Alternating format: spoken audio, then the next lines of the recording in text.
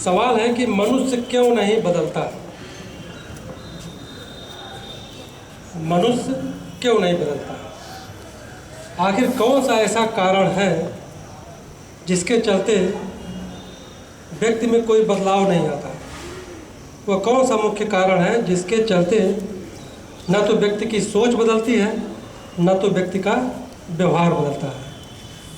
जबकि प्राचीन काल से मनुष्य की सोच को और मनुष्य के व्यवहार को बदलने का प्रयास किया जा रहा है सभी धर्मों में।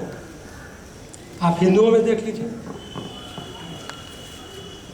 महावीर को देख लीजिए, महात्मा बुद्ध को देख लीजिए, आगे चल करके कबीर को देख लीजिए, फिर उसके बाद रामकृष्ण परमहंस को देख लीजिए, विवेकानंद को देख लीजिए, गांधी को देख लीजिए, फिर उसके बाद मुसलमानों में पैगंबर मोहम्मद, या ईसाइयों में जीसस, और सिखों में नानक और गुरु गोविंद सिंह। ये जितने महापुरुष महान लोग हुए हैं, और वर्तमान में भी कई तरह के धर्मोपदेशक, उपदेशक, या टीवी के चैनलों में आप लोग देखते होंगे, आस्था चैनल, उसको देखने के बाद भी सवाल ये उठता है कि व्यक्ति क्यों नहीं बदलता है, व्यक्ति की सोच क्यों नहीं बदलती है। आखिर क्या कारण है।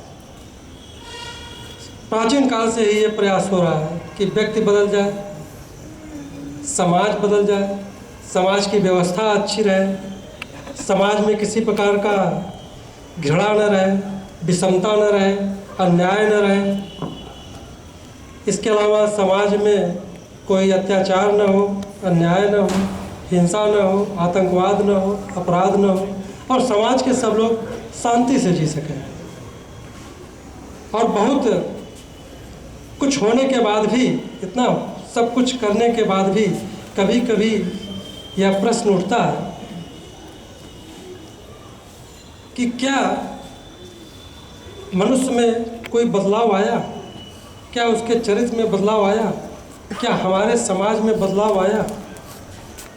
और खुद मनुष्य अपने को बदलने के लिए भी, ध्यान दीजिएगा, अपने को बदलने के लिए भी वह आस्था चैनल देखता है, प्रवचन सुनता है, सत्संग में जाता है, और इतना ही नहीं, वह तीर्थ यात्रा पे भी जाता है, धर्म यात्राओं पर भी जाता है, और भगवान के दर्शन भी करता है। जितने प्रसिद्ध मंदिर होते हैं उन मंदिरों में वह भगवान के दर्शन करने भी जाता है। और उस दौरान एक बार की उसके मन में यह ख्याल भी आता है कि बुराइयों को छोड़ दें, मोह माया ममता को छोड़ दें, लोभ लालच को छोड़ दें। 2-3 घंटे तक या 2-3 दिन तक यह भावना मन में बनी रहती है, लेकिन जैसे ही वह वापस आता है, मंदिर से दर्शन करके वापस आता है, या तीर्थ यात्रा से वापस आता है, या धर्म यात्रा से वापस आता है, तो फिर जस के तस हो जाता है। आखिर क्या कारण है। वो पहले जैसा ही हो जाता है। आखिर मनुष्य क्यों नहीं बदलता। इसका कारण ये है, पूरे संसार में मनुष्य के इतना जटिल प्राणी कोई नहीं, क्योंकि वो बुद्धिजीवी है। उससे ज़्यादा जटिल कोई व्यक्ति है ही नहीं। तो जब व्यक्ति जटिल है, तो जब जटिल व्यक्ति रहेगा तो न तो हम उसे समझ सकते हैं, न तो हम उसे समझा सकते हैं, न तो हम उसे संभाल सकते हैं, न तो वो बदल सकता है, न तो उसे हम परिमार्जित कर सकते हैं। और इसके पीछे कारण क्या है। इसके पीछे मेन कारण है मोह। अगर किसी व्यक्ति के अंदर मोह की तीव्रता है, मोह की अधिकता है, तो ये समझ लीजिए कि वह व्यक्ति नहीं बदलेगा। बदलाव बहुत मुश्किल है। अब समझिए कि मोह क्या है। पहली बात तो ये जान लीजिए, हर एक व्यक्ति के अंदर मोह होता है। कोई भी व्यक्ति ऐसा नहीं है जिसके अंदर मोह ना होता हो। मोह के अनंत रंग रूप है। जैसे मनुष्य के मन में तरह तरह के विचार उठते रहते हैं, अनंत विचार तरंगे जो है चलती रहती हैं, अनंत विचार तरंगे जो है पैदा होती रहती हैं, उसी तरह मनुष्य के मन में तरह तरह के मोह पैदा होते रहते हैं।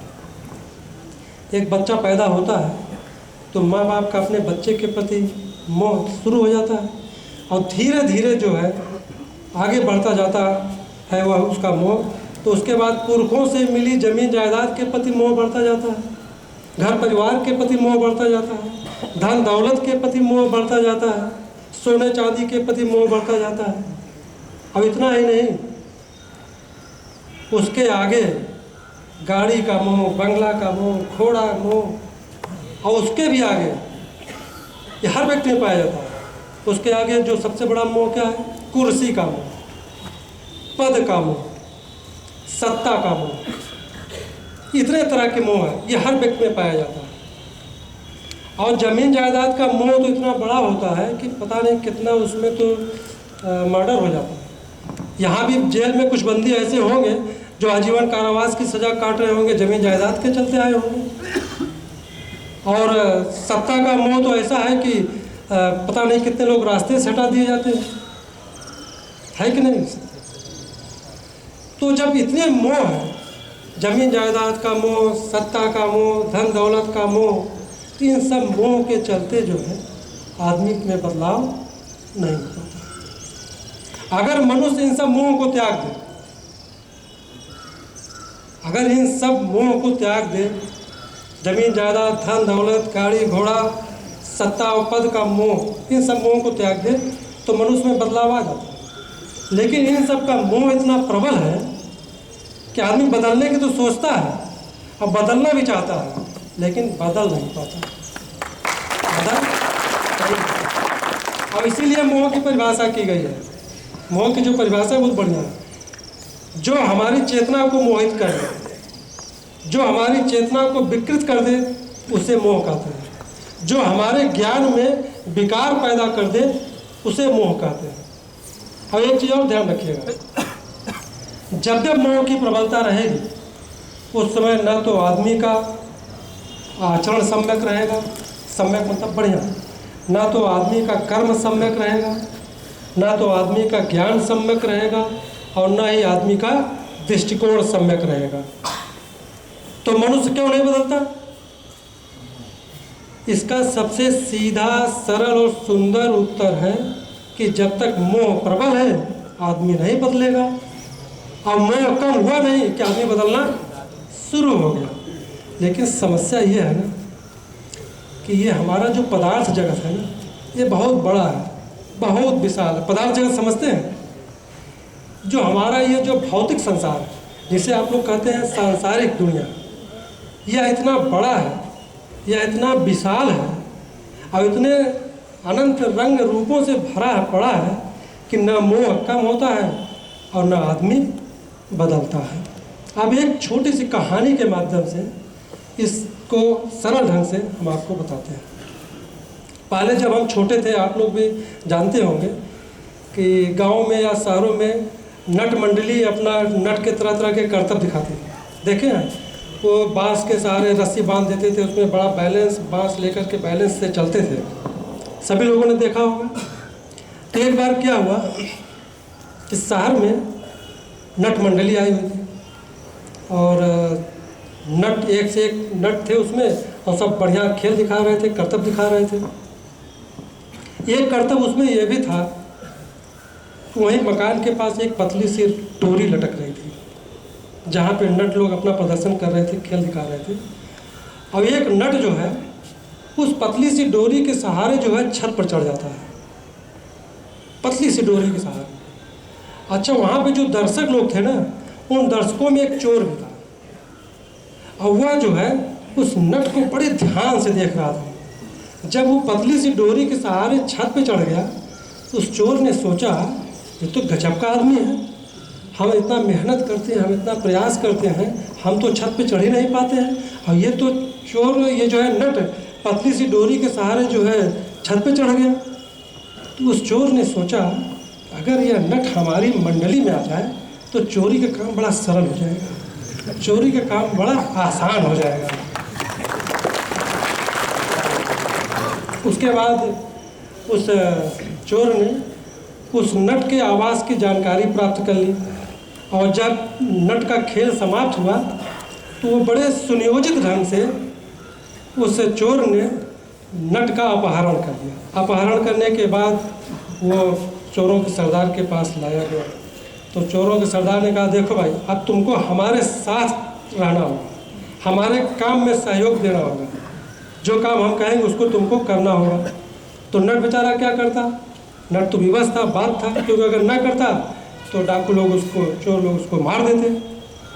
तो उसने कहा ठीक है, हामी भर दिया उस नट ने।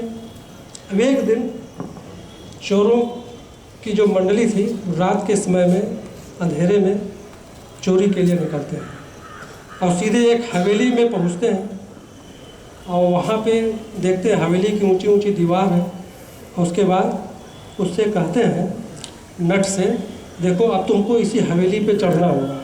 उस नट ने कहा ठीक है। उसके बाद सरदार ने क्या हुआ कि एक पतली सी डोरी जो है उस दीवार पर लटका दी और उसके बाद कहे कि अब तुमको इस पर चढ़ना है। तो उस नट ने कहा ठीक, हम चढ़ तो जाएंगे, लेकिन हमारी एक शर्त है। वो शर्त यह है, जब तुम नगाड़ा बजाओगे तभी हम चढ़ेंगे, जब तुम नगाड़ा बजाओगे तभी हम चढ़ेंगे। और जब हम शहर में उस दिन करतब दिखा रहे थे तो हम उस समय नगाड़ा जब बजता है, जब ढोल नगाड़े जब बजते हैं तो हमारे अंदर जोश आ जाता है, उत्साह आ जाता है। तो उस जोश से जो है हम उस पर पतली सी डोरी के सहारे चढ़ जाते हैं। तो सरदार ने कहा, रात का समय अगर हम नगाड़ा बजाएं तो लोग जग जाएंगे, तो चोरी तो हो ही नहीं सकती। तो नगाड़ा बजा नहीं कि चोरी समाप्त।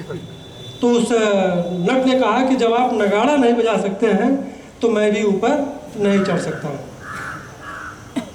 तो सरदार ने सीधे मना कर दिया, स्पष्ट मना कर दिया कि भाई हम नगाड़ा नहीं बजा। तो चोर ने सीधे मना कर दिया कि हम भी उस पर नहीं चढ़ सकते हैं। ठीक, अब इसको समझिए, नगाड़ा बजे तो नट ऊपर चढ़ सकता है, ठीक है, नगाड़ा बजे तो नट ऊंचाई पे जा सकता है। तो मोह मिटे तो मनुष्य ऊंचाई पर जा सकता है, मोह मिटे तो मनुष्य का परिवर्तन हो सकता है, और मोह मिटे तो मनुष्य का चरित्र में भी बदलाव आ सकता है। लेकिन मोह इतना प्रबल है कि न मोह मिटता है और न मनुष्य में बदलाव आता है। तो जो मैंने कहा कि मनुष्य में क्यों नहीं बदलाव आता है, तो उसका सबसे बड़ा कारण यही है, मोह। यह अनंत रंग रूपों से भरा पड़ा है मोह, इसीलिए न मनुष्य बदलता है। कितना भी पूजा पाठ धर्म दर्शन करिए, लेकिन बदलना बड़ा मुश्किल होता है। कुछ बिरले लोग ही बदल पाते हैं। धन्यवाद।